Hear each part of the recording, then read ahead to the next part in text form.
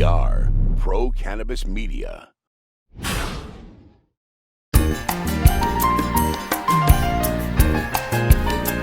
Hi everyone, welcome to In the Weeds with Jimmy Young, a podcast and video interview show that is distributed on all the popular podcast platforms like iTunes, Spotify, TuneIn, iHeart. We are also available on video platforms and social media on LinkedIn, Facebook, YouTube, as well as our own website, procannabismedia.com, and our flagship affiliate, cannabis.net. Now, today on the program, we welcome Rob Mejia, an adjunct professor and author from the great state of New Jersey. I believe that's the Garden State. His expertise, everyone's favorite weed, cannabis sativa. Well, Rob Mejia joins us now from New Jersey. And Rob, I got to ask you, as an adjunct professor at a university in New Jersey, do your students call you Professor Weed? No, they usually just call me Professor Rob or just Rob or Professor Mejia. But outside of the classroom, you can imagine my friends call me all kinds of things. I'm sure. Can you explain a little bit about, first of all, our community harvest? Because I know you're involved with that group as well. Tell me a little bit about our community harvest. I'd be happy to. Our community harvest, a cannabis education company, is exactly what the name says. What we do is we create cannabis education material for all kinds of different entities. That can be anything from infographics to online courses to brochures to in-person seminars. You name it, we do it. I like to think that I know a little bit about cannabis in a lot of different areas and go deep enough just to get somebody interested so they can really do some further research on their own if they want. Are these online courses available to everybody? In other words, if I wanted to take your course, could I just go online, log in, probably pay a tuition fee and sign up? Actually, no, it doesn't work that way. What we do is we have actually built an online course for Stockton University, where I am an adjunct professor. And that's kind of how I started my relationship to really get in there to become a professor, is that my company built a course on careers in cannabis. So we focused on the cannabis industry, jobs. It had resources like sample resumes, cover letters, websites you can go to, all kinds of good information for people from the community who wanted to take the class. What happened was Stockton was offering a minor in cannabis studies, and people in the community saw that and said, wow, I really want to take that medical cannabis class, or I want to take the law in cannabis or the business in cannabis, but they couldn't because they were not enrolled students. And those classes, as you can imagine, get filled up very, very quickly. So what happened is Stockton decided to build a whole suite of classes in their continuing education department and offer a certificate in cannabis studies. So you could, as just a member of the public, go to the Stockton continuing ed department and sign up and take one class, 2, 3, 4, or 5 and get a full certificate. And my class is one of those 5 that's there. Okay, that's great. Now, I got to ask you, first of all, how long has Stockton University had a cannabis minor or concentration of study? It's only been a couple of years, really since about 2018. I mean, it's been in the planning stages for quite some time. And I know that you work at colleges. And so you know what happens as far as having to propose a class, a curriculum. It has to go through a lot of hands. You have to have a lot of buy-in. And I really have a lot of admiration for the people at Stockton who were smart enough and tenacious enough, first of all, to get it through, because they were one of the very first universities to have a minor in cannabis studies. So they'd been working on that for a few years, but back in 2018, we had our first class that started to come through, and now we're actually getting graduates. And I'm happy to say we had 6 graduates this year, and I know 3 of them are employed. Oh, that's the best news, because you and I both know, I'm guessing we're age appropriate. When you go to college, the whole idea, besides to enjoy yourself, is to actually get enough education so that you can get hired once you graduate. And I'm guessing that skills like you offer in your course make these kids even more hireable, especially in the cannabis industry. Absolutely. The very nice thing is that these students can actually major in anything. So I have students who are communication majors, public health, exercise science. There's some writing majors, you name it, marketing, MBAs. I mean, there's a lot of people in business in there too.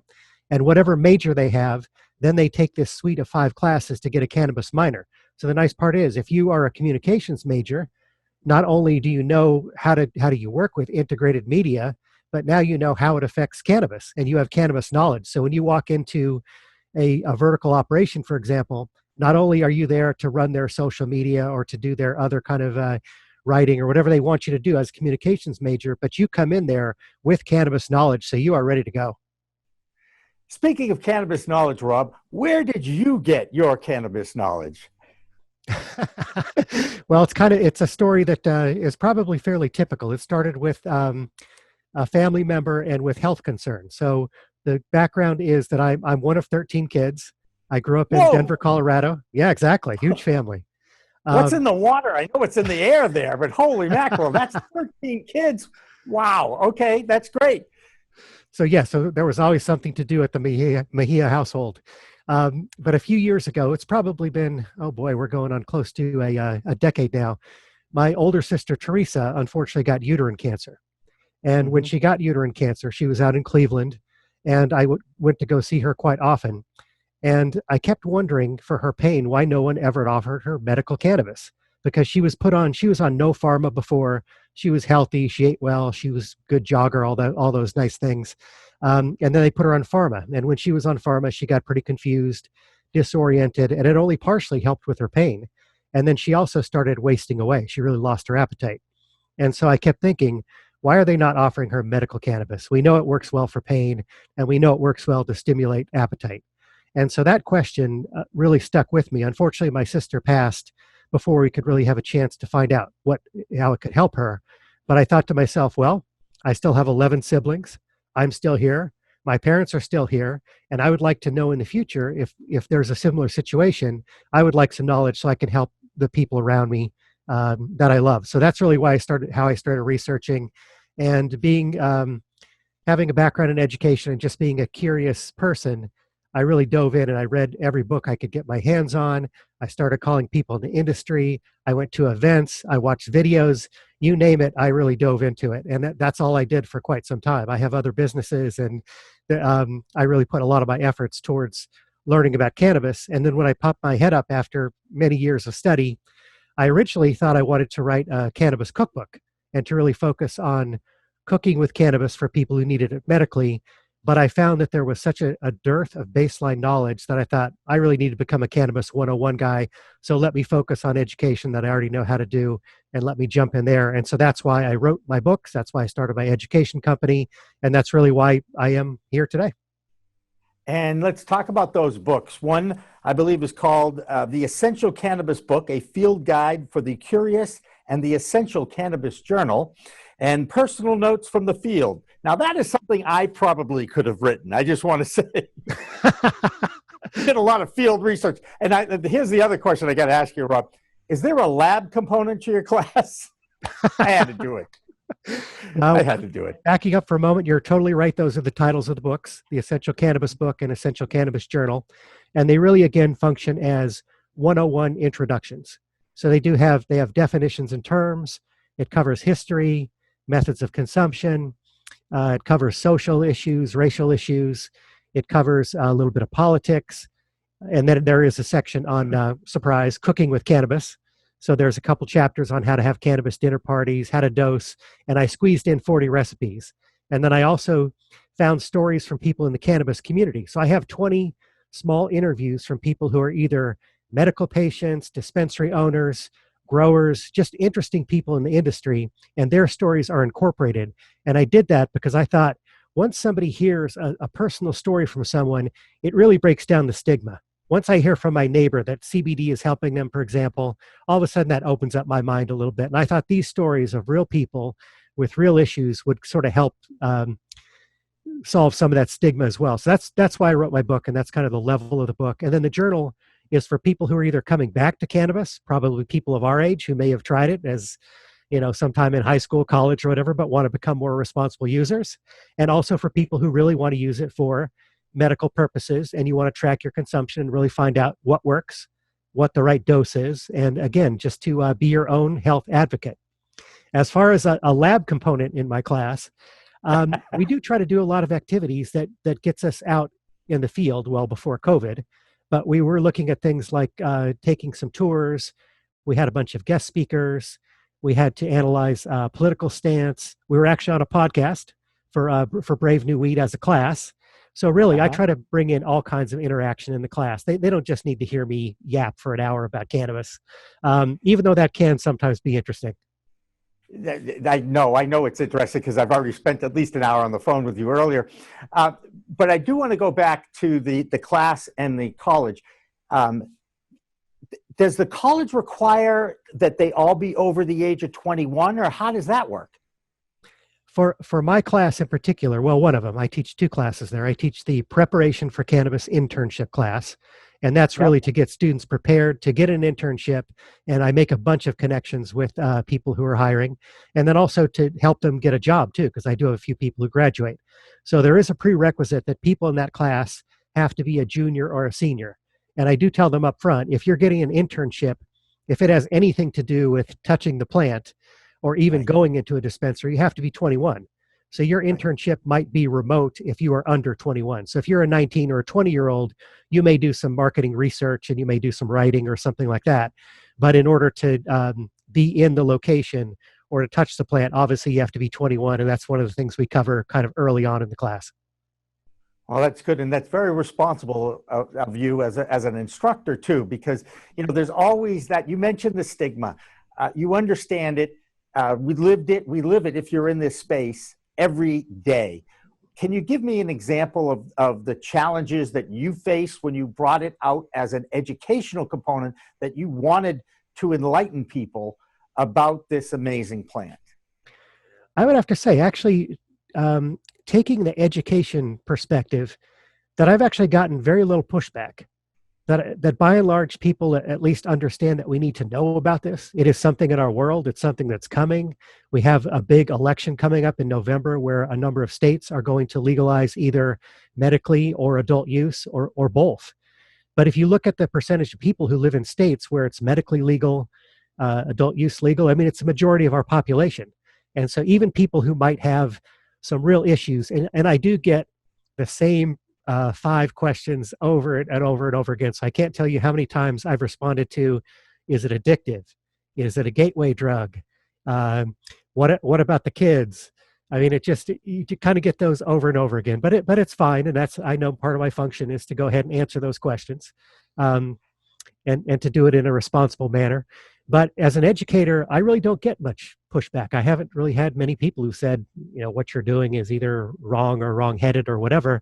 I think they listen to me and they know what I'm doing, and I've only pretty much gotten support. Yeah, that's fantastic. That's fantastic. And education, science, and research has really driven this whole green wave of movement throughout this country towards legalization in some states. I'm obviously coming from my native state of Massachusetts, where it was voted in 2016 as an adult use product, but the medical program has been around since 2013, and I qualified because of my 4 surgeries in 20 years and the various arthritic issues that I have with my body. Getting a medical card really wasn't difficult for someone who had a qualifying condition. But as you know, in a lot of these states, the definition of what a qualifying condition is still up for debate in many of these states.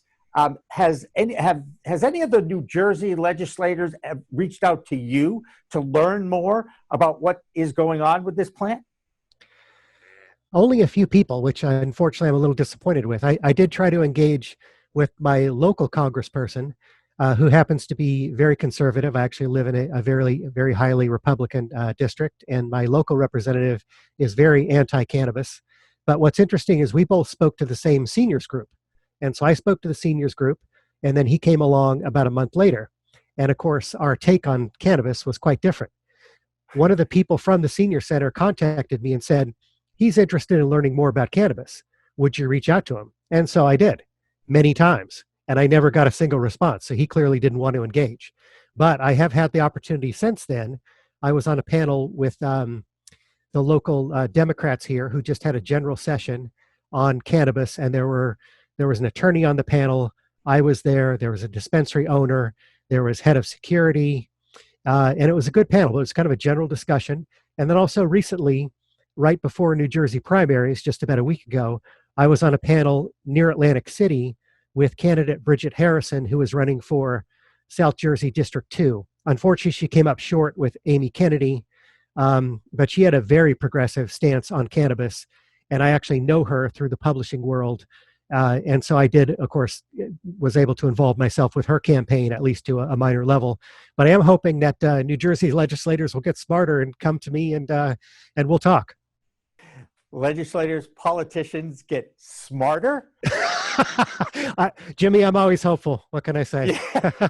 I'm sorry. I'm an optimist. And I don't, look, I grew up in the 60s, okay? And, I looked up to the figures that were in office until crazy people took shots at them, I know it affected me for the rest of my life, that JFK, who of course was, part of Massachusetts' history, RFK, and Dr. Martin Luther King. These three guys, songs have been written about them, let's just say, I'm not going to sing, but these three guys, had they lived, would have changed the direction of this country early on. And it seems that we have turned back the clock now over the last few months because of COVID and the lack of leadership and the lack of knowledge that you have about this virus, plus the effect that it's had on people of color in this country. Again, another example of what the white man has done to the black man in this country. It has reared its ugly head again. Is there a silver lining? Can cannabis be a cure to perhaps give back to the diverse community that has been mostly affected, more affected than the white person as far as COVID goes, and also just as far as what we've done to those people over the last 50 years or so? First, I want to say your summary about where we are now is excellent.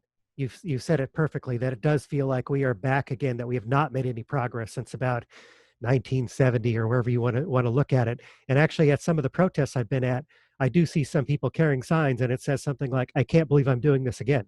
I'm back at it again." And it is so true that it does feel like history is really repeating itself, and we have not made much progress in many years.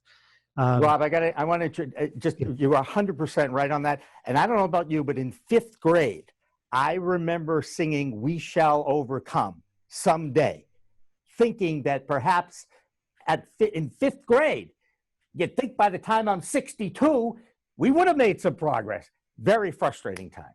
Yeah, absolutely. And towards your point about cannabis possibly being part of the solution, I think we have a good opportunity, but I'm also worried about the way that it's going.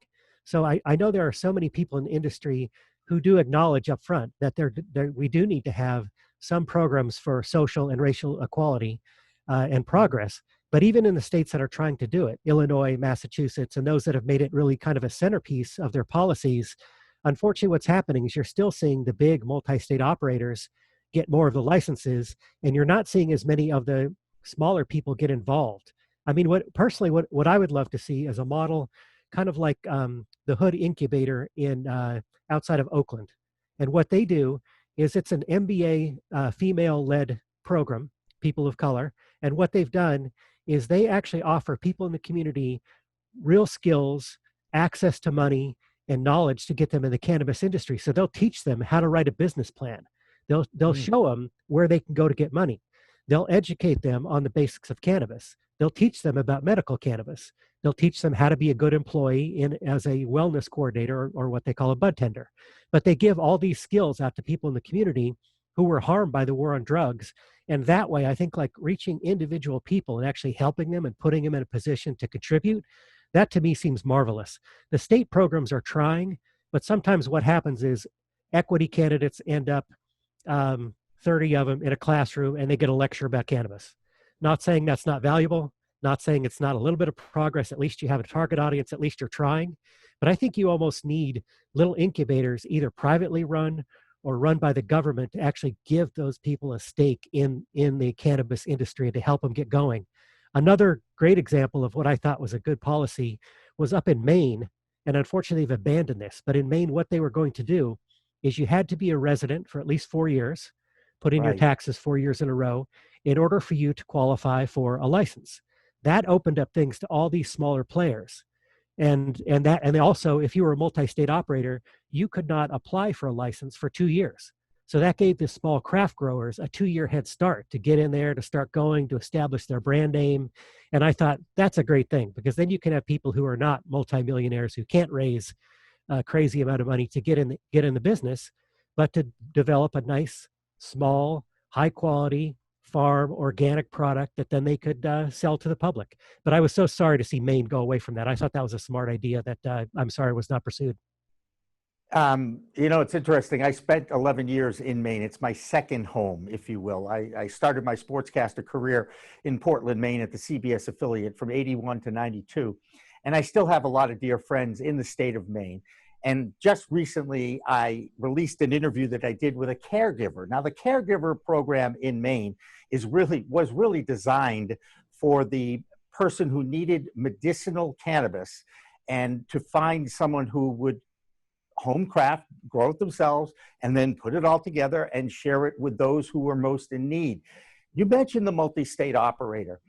Think about the regulations that have been put in place by the various states and how difficult it is to launch a new business in an industry that is as highly regulated as the cannabis industry. I know that people point fingers at multi-state operators all the time, but I got to tell you, I don't know what else they could have done.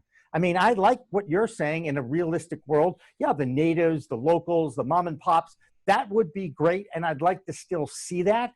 But in reality, when you're dealing with the regulations and the laws, new laws in most cases, so you got to be ready to pay some lawyers, because you know what happens when people get upset and feel like they've been, committed, people have been taken advantage of in some capacity. They're going to sue, which means, to me, once again, that the best investment in this business is in a law firm.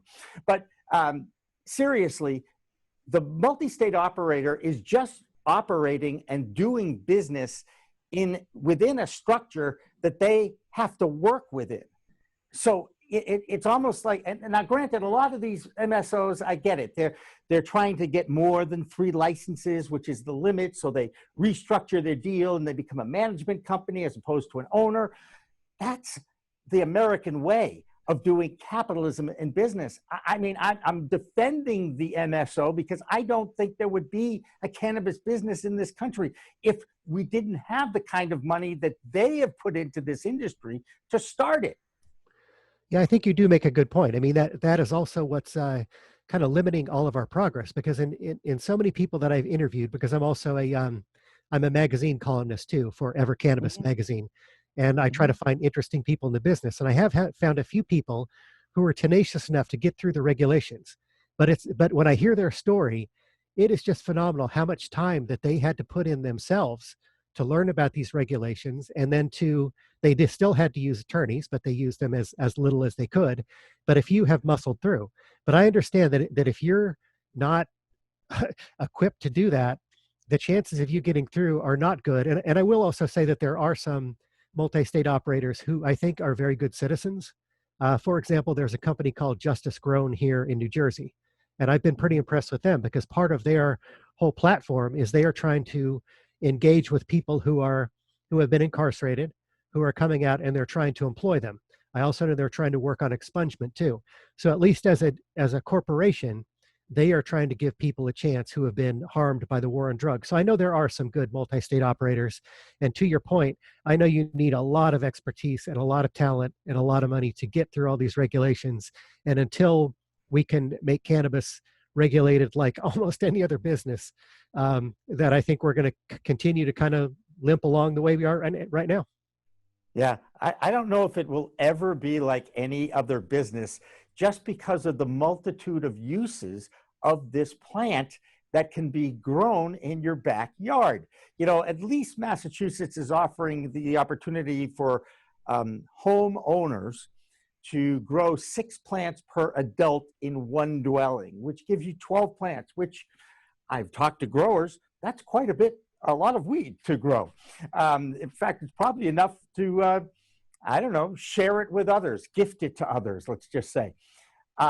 So again, I guess where I want to go with this next point is, are you seeing more interest in the growing factor or the operating of a business factor? Where do you see a lot of the growth and interest in the cannabis, those in your classes that have taken it? Where exactly is their passion point?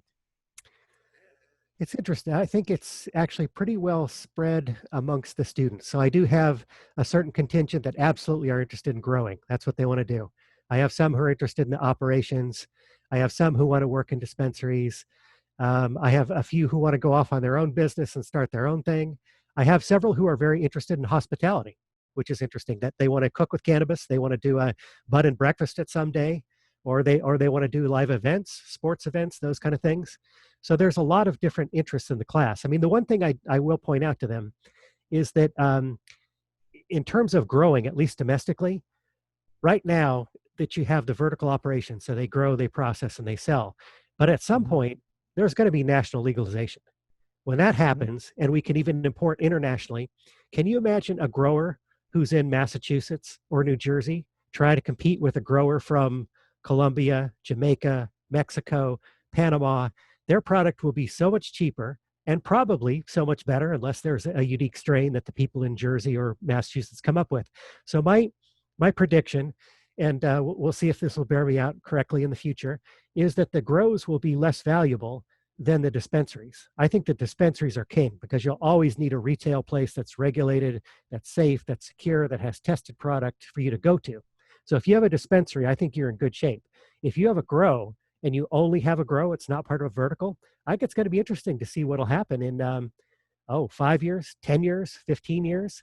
That I think then you're going to see more logistics. You're going to see importing, and you're going to see maybe some more lab testing here before it gets to our dispensaries. But I think the crown jewel is really that working in the dispensaries and doing that part of the operation. And the grow part, I think you'll have to be clever in order to keep it going once you have that international competition. Yeah, good, a great point. And it does seem to be that the vertical, those who do control the seed to sale activities and process, if you will, are the ones that seem to be the most stable. They seem to be getting the most investment dough. I also see companies like High Times trying to get into the verticals because everything else they've tried has not gone very well. And then I see the imports are starting to grow and exports out of Canada into Germany, into Israel, into other countries. Eventually, this product will become traded in the futures market because you grow it in the ground. There'll be a wholesale price. Therein lies another element to your class. You're going to have to get into commodities and futures and learning how to trade the wholesale price and to see what is going to go up and down. Think about that in 5 to 10 years, right? You're exactly correct. And I'm going to have to find a good speaker for that part, because that's not my forte. But I'm sure I'll find somebody. I know somebody you could talk to, and it's not me, by the way. Okay. But I know somebody who's an expert in the commodities world, in the futures world. And he's a very direct relative, and I know that he is not pro-cannabis. So in that case, it might be an interesting person to get into your class in some capacity. That sounds exactly right. I wanted to jump back real quickly again to your question about growing. So we talked sort of about growing as a profession. I wanted to jump back and talk about growing as kind of a hobby. So the one thing that we've, of course, seen all these trends during COVID, you're seeing so many people who are cooking. If you try to go into a store and buy flour or vegetable oil, vinegar, or whatever, it's been gone. And people are making sourdough, presumably for some reasons. But people are also picking up hobbies, and one of them is growing. So there is a boom of interest in learning how to grow a single plant or a couple plants, like you said, as a home grower. And I am seeing a lot of activity, especially on the internet, and there is such good information about growing. And there's people who can help you do your first outdoor grow if you want to be a little more ecologically forward thinking and not spend a ton of money on electricity, which you can, and water and nutrients and everything else.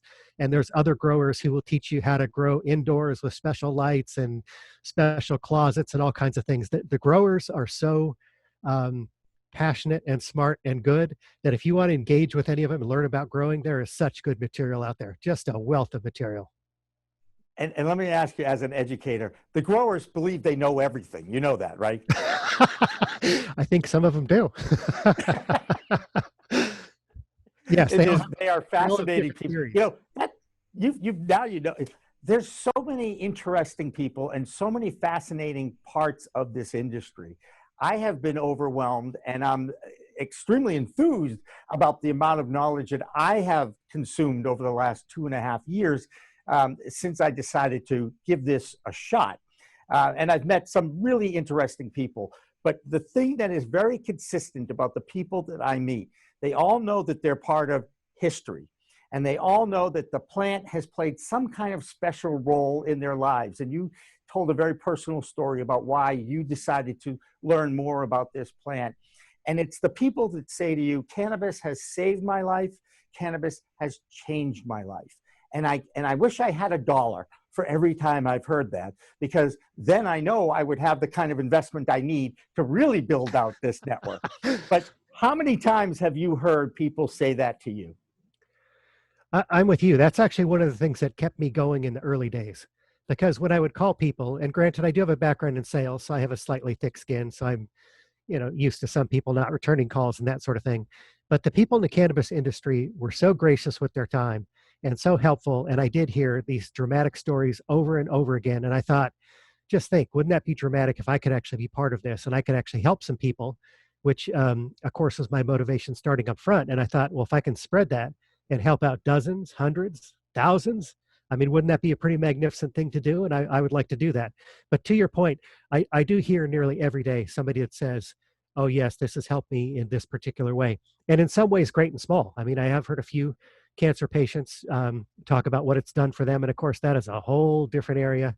But then I've also heard people as simple as some of the aging athletes that I play tennis with. And I've gotten some of them to start using CBD, and they swear by it. Aches and pains are going away. They're playing more often. They're more comfortable. And that makes a big difference. I mean, if sports is one of your passions and you're limited, and now you can finally go out and do it more often, more comfortably, that makes a big difference in how you feel and how you look at things. So I think it is pretty remarkable. Yeah, absolutely. And, that is another thing you and I have in common. We discovered this, and we're both tennis enthusiasts. And I think I did share with you one of the greatest moments of my life is when I got to hit the ball against Rocket Rod Laver. Very, very special in the 80s, being able to pull that one off. And just so you know, that little scoreboard, that was totally fabricated. We only played one game, okay? I was impressed by the scoreboard. I'm sorry you told me that. And the one very quick tennis story I'll add is that when I was growing up, I was part of the National Junior Tennis League, which was an effort by Arthur Ashe and others to bring tennis to urban communities. And so I played on their teams. I was a good little player, so I got to go to this little regional qualifier. And at that event, Arthur Ashe was there, along with like 5 other pros. And so I actually got to shake hands with Arthur Ashe, and I won a tennis racket. That's fantastic. So as a kid, I got to go to the Lungwood Cricket Club and watch Arthur Ashe play. Nice. Bob Lutz and Stan Smith played doubles. Some woman by the name of Billie Jean Moffitt hit the ball as well. And I do want to go back to something you talked about at the very beginning, about one of the objections that keeps coming up about the kids. Now, as a kid myself, way back when, I knew a lot more about cannabis by doing than my parents did, okay? And I'm guessing that even today, in some legal states or illegal states, there are certain high schoolers out there that know more about the cannabis plant than their adults. But I do want to go back to education. In Europe, they don't have as many alcoholics in Europe as they do in the United States, where we do not allow people under the age of 21 to drink alcohol. Now, you and I both know that there are plenty of people under the age of 21 who are drinking alcohol in high school to excess. And it is a very dangerous thing to do. As someone who has worked with young people most of my life, I worry about that a lot. Now, Mothers Against Drunk Driving has done a great job of at least allowing us to understand that the dangers of operating a vehicle like that under the influence of alcohol is extremely, extremely dangerous. And I remember doing a story on a young man in Maine who had a full baseball scholarship to the University of Miami, celebrated in his Camaro, and drove it into a tree and died. Okay, so these stories are out there about the dangers of alcohol, And the education helped that, helped young people understand that indeed it is dangerous to operate a vehicle under the influence of alcohol. There's a lot of debate in this country about operating under the influence of cannabis. It is not the same thing. However, it is indeed something that is banned from the under 21-year-old in this country. My point about Europe is they bring young people up early on in their lives, in their 13, 14, 15, 16-year-old lives, with wine and understanding more about alcohol. They're actually taught about the dangers of alcohol in their own families, in their homes. So as an educator, can't that be done here in the United States as well? I think it can, but the difficulty would be we certainly have a lot of adults that we would have to educate, and they would have to be open to being educated. So I think to your point that their kids actually, in some ways, probably know more than they do. I mean, actually, I can guarantee you that that a high school kid knows more about vaping than probably 95% of adults, because they've grown up with it and they've seen it and they know, and they use it in high school and everything else. Whereas adults, it's been pretty new to us, and we've had to learn from the ground up. There was no vaping when we were growing up, but there certainly is now, and it's certainly kind of a big deal. So I think there's a couple things. One is, I think over time that adults will kind of loosen up, and they'll realize that for better or worse, if they have an objection to it, they know that they'll have to know something about it, because they'll want to tell their kids, or hopefully they'll entrust someone like you or me to tell their kids about it. Totally fine, totally happy talking to them about that and giving them the real facts about what's going on.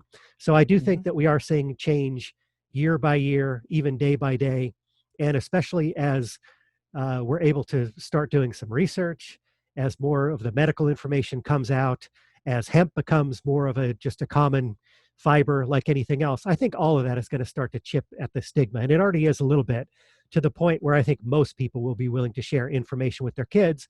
And then also kids on their own, again, with the internet, they can find out information. If they're a little bit curious, they can find some really good sources. And better than their parents. But I will say this, Rob, and you and I probably won't be around to see it. The kids that are in high school now, the kids that are growing up with it being a legal commodity, and that there was a recent, I know you know this study in Colorado, as they look back at the 10 years of it being legal, that the youth use of cannabis has actually gone down in legal states. And it's because it's not taboo anymore. At least this is my opinion, okay? I believe it's not taboo anymore. So the kids aren't that interested in trying it out behind the back of the parents and all that stuff. You know, that's what parents put parameters on their children. This is what you can do, this is what you can't do. And as a child, for the most part, you want to push that envelope of what they're telling you you can't do. If that stove is hot, you don't know what hot is until you touch it, right? Yeah. So again, my point is, in a state where it's legal, use has actually gone down amongst teens in Colorado. And to me, again, that goes to the power of education, and also the power of, hey, guess what? It's an adult product just like alcohol. So you are going to have to wait. You don't have to sneak around to do it. Just wait, get educated. And when you are old enough to handle it and use it responsibly, you'll have access to it. And then when those kids become parents, then perhaps we can finally lower that adult age down to 19 or even 20. You know, when I was growing up, it was 18. And of course, it turned to 21 when I turned to 21, just saying. But it's a different mentality now. And again, I believe, I lean on that side. I really do believe that cannabis is far less dangerous than alcohol. And I hope that parents will take the time to educate themselves. Perhaps take your course, Rob. I hope so. The one thing that Colorado did, I think that was pretty smart, and I wonder if it's contributed to the reduction in use, is that as part of their tax money that they were getting from cannabis, they have a youth education program that's in the schools. And I know the person who provides the education, actually, to some of the schools. So I've read through their curriculum. The curriculum is pretty good. I do have a couple objections. There were a couple alarmist things in there, but for the most part, I thought about 90% of it was excellent and pretty straightforward and factual. And I wonder if that's part of the reason, plus what you said, that it's also just becoming more normalized. They're driving by dispensaries. They know what the age is. It's not the illicit sort of fun thing they might want to sneak off on their own for. That I do think all those things have kind of impacted it. Well, I'll tell you what, Rob Mejia, I know I could sit and talk with you for hours, but unfortunately, I think this has been a really good example of what people can find out about your course. And let's, again, if you want to learn more about it and perhaps take this course, how do you do that, Rob? And continuing education is where I'm going on this. Go to Stockton University, go to their continuing education department, and then you'll see the list of courses there. The one shortcut that I will give to your listeners, and this is a free resource, is on August 1st, 2019, I did a webinar for Georgetown University, which is my alma mater, and it was on careers in cannabis. It's an hour and 17 minutes, but if you want to get in the business, I think it's well worth it, especially if you're new. So the first part of the course, first part of the webinar goes over basic definitions. It goes over history, methods of consumption, where it's legal in what particular state, where it's decriminalized, a lot of good information. And then I actually go through different careers in cannabis. So I go through growing, processing, dispensary operations, back-end support, web design, photography, hospitality, health careers, hemp. And then there's resources too. There's salary ranges, qualifications, sample cover letters. So if you want to get in the cannabis industry, it's a good free resource. And just look at Georgetown University Career Services YouTube and look up Rob Mejia and you'll see it pop up. There you go. Hey, Rob Mejia, I think you do a great job. I think your students are very lucky. I wish you good luck this fall. You know, I didn't get into the whole COVID thing as an instructor, but I'm going to guess you have some reservations about going back into the classroom this fall, yes? Actually, my classes are, one is a hybrid course, so we're only supposed to meet on Mondays, and the rest is online. And then my second course, which is Introduction to Medical Cannabis, is strictly online. So I'm good on that. Good. I'm a little hesitant to go back to the class, but I want to make sure that as long as we have separation, that I'll be fine. Otherwise, we'll do our first few classes online as well, and then I'll see if it's safe. And if it feels like it's safe, then I'll go in. Otherwise, both of my courses will be online, and it will be up to me to make sure that it's engaging, interesting, and interactive, which is a lot more work. Yes, it is. And someone who's taught a few online courses, I know how important that is as well. Rob Mejia, thank you so much for joining us on In the Weeds this week. And we look forward to perhaps hearing from you again as more and more educational issues come up. I think you're going to be my go-to source for this because I was so impressed with your knowledge and how you talk about the amazing plant that is the cannabis sativa plant. So for Rob Mejia, I'm Jimmy Young, the host of In the Weeds. Remember, it's a whole new world of weed out there. Use it responsibly. Thanks for watching. Thanks for listening. We Talk Now, We Talk News, and In the Weeds are all available on most major podcast distributors like iTunes, Spotify, Google Play, and our friends at clnsmedia.com and our flagship, Cannabis.net. So subscribe, share, and like our videos on all the social media networks out there, including LinkedIn, Twitter, Instagram, Facebook, the WeedTube, and YouTube.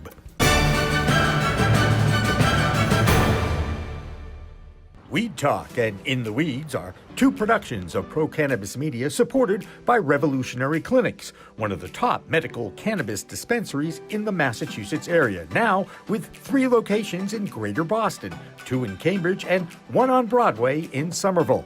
Rev Clinics has a patient-first mission. They will customize your needs as a medical patient with the proper titration and combination of strains, flavors, and products. Rev Clinics, where the patient comes first.